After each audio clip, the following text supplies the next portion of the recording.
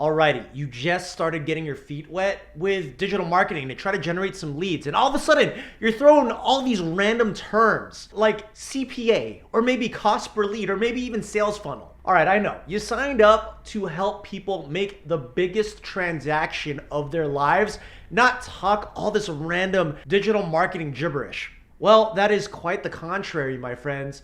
If you really want to help people with their biggest transaction of their lives and you want to do it using social media or paid ads, you're gonna need to know these terms. You're gonna need to know how this stuff works. And that really brings me to today's video. And it's all about breaking down some common digital marketing terms. So the next time you come across these words, you know exactly what they mean and you have a far better understanding of, how to actually use them. So let's go.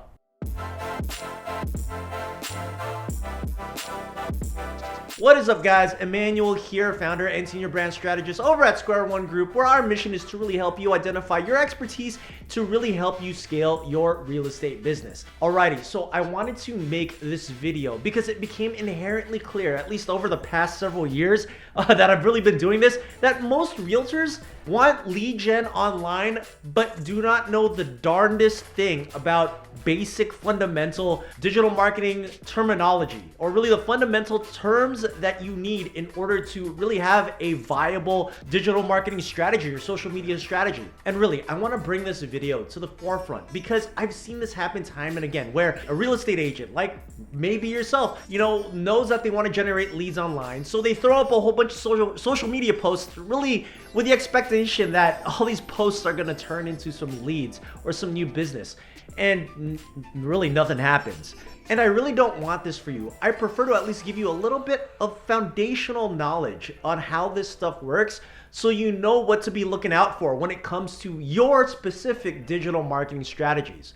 Alright, so I pretty much broke this video down into the most common terms that I really think that you're going to be running across when it comes to you executing any type of lead gen or lead nurture online. But before I get into that, you guys know the deal. Make sure you click the like button, the subscribe button, the bell icon. Show YouTube some love so they can show us some love and continue to support our channel. Thank you so much in advance. All right, so now let's break down these words. Let me hop into my iPad real quick and let's start talking shop, right? Again, these are going to be the most common terms that you're probably going to be encountering in your journey to really understanding how online marketing works. And we're going to start with term number one, which is the sales funnel. Look, at its core, the sales funnel is a marketing model that is really illustrating the customer journey towards a sale, or in your case, the journey that a completely unknown person, or I should say a person that completely does not know who you are, and how to turn that complete stranger into a client. Now, if you're a frequent viewer of this channel, you know I go pretty deep into sales funnels. You know it's really one of the staples into our strategies. And if you want to learn a little bit more about that, highly recommend right up here. There's going to be a card. Go ahead and click that video. I break it down and hopefully you'll kind of watch that and have a little bit more knowledge on how this stuff works. So highly recommend check out that video. It's right there. All right, now this next word is the word lead. Look, I know you guys probably know what the word lead means, but I wanted to at least establish a baseline for the sake of when we're talking about strictly digital marketing strategy.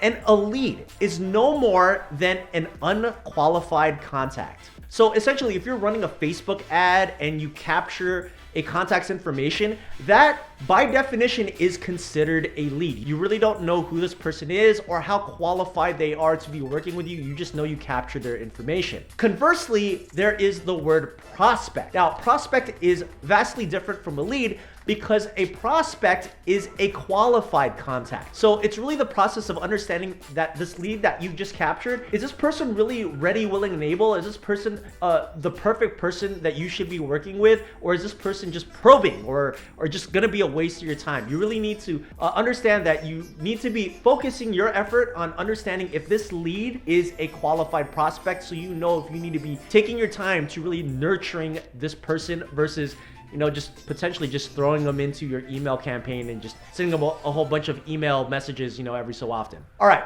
now here's the kicker though. There's a difference between a lead and a prospect and another type of prospect, which is the 5-star prospect. Now, the big difference between a prospect and a 5-star prospect is really what you're seeing on your screen here. A prospect is someone that potentially is someone that you can turn into a client, versus a 5-star prospect, which is a prospect that is willing to engage in dialogue, that is friendly and cooperative, knows what they want, knows when they want it, and they want you to help them. By the way, this term was coined by Dean Jackson. He really broke it down of what a 5-star prospect means, but inevitably, a 5-star prospect to you is your perfect client. If they came knocking on your door and they said, let's go, let's do this, this is your perfect client. And you know this is your perfect client because you're happy, you're excited, you want to work with this person. The overall goal in general when it comes to digital marketing is that you want to be weeding out the leads and the prospects to only get you to be speaking with and in front of 5-star prospects. So that really leads me to the next word I want to break down and define for you, which is how exactly do you qualify a prospect or a lead for that matter? And the word that we use in the digital marketing space is the word triage.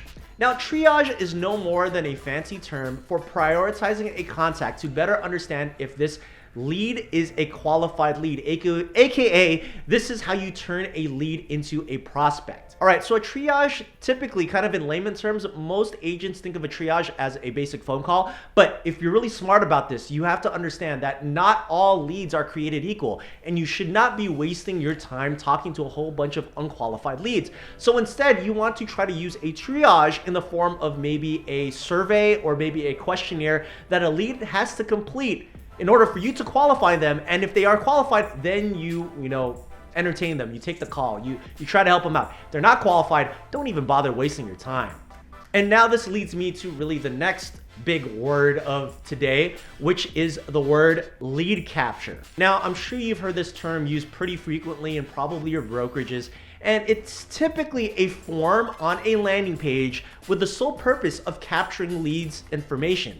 Examples of this information can be a name, an email address, a telephone number. But here's the thing though, that I need to kind of put out there for you about lead captures. The recording of this video is 2022. Nowadays, lead captures are no more than huge, ginormous spam magnets. So instead of opting for a lead capture on whatever kind of website or landing page that you're using, it's probably better that you opt in for this next thing instead, which is a scheduling app or a scheduling application. Now, the scheduling application is an app or an application that connects directly to your calendar and allows leads to schedule appointments. Now, examples of this can be like Schedule Now or Calendly. But the reality is it is far more effective that once you capture a lead that they book time on your calendar, because it's an investment of they're really just purchasing your time. It's an investment to purchase your time. So inevitably, they're more than likely going to show up to an appointment that they book.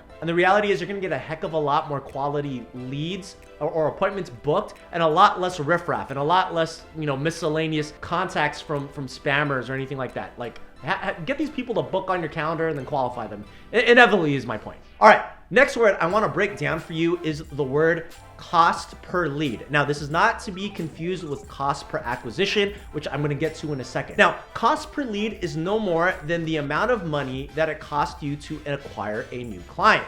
Okay, now I bring up cost per lead simply because you have to understand that not all leads are created equal, which leads me to the next term, which is cost per acquisition. This is essentially how much it costs you to acquire a brand new client. Now, a bit of a pro tip here. If you ever wanted to build some predictability in your business, you really need to figure out your CPA or your cost per acquisition.